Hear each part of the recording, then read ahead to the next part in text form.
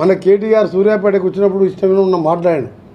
నిజంగా కేటీఆర్ గారు జిల్లాలో నువ్వు 10 ఏళ్ళు మంత్రిగా ఉన్న జగదీష్ రెడ్డి గారికి టనలు స్టార్టింగ్ పాయింట్ ఎండింగ్ పాయింట్ ఎక్కడుందో తెలుసా? తెలియదు.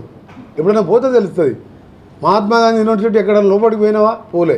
కట్టించింది నేను. ఢిల్లీ ప్రాజెక్ట్ ఎప్పుడు పోలే, ఏది రివ్యూ చేయలే. ఎక్కడ భూములు కొనబడితే అక్కడ తీసుకొని దోసుకోవడం, ఇసుక దందా చేసుకోవడం. అందుకనే ఒక్కొక్క ఎమ్మెల్యే 60,000-70 వేలతో గెలిస్తే ఈ పిల్లగాడు వచ్చి కేటీఆర్ ఇష్టం ఉన్నట్టు మాట్లాడుతుంది సూర్యాపేటలో. రిజల్ట్ చూసుకొని మాట్లాడాలి కదా.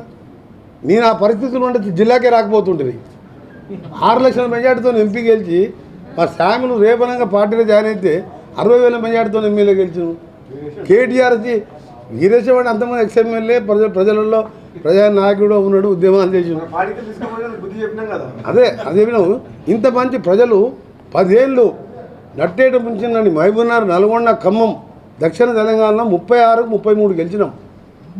ఏ ముఖం పెట్టుకొని కేటీఆర్ నల్గొండ జిల్లాకు వచ్చే హక్కే లేదు వాళ్ళకు.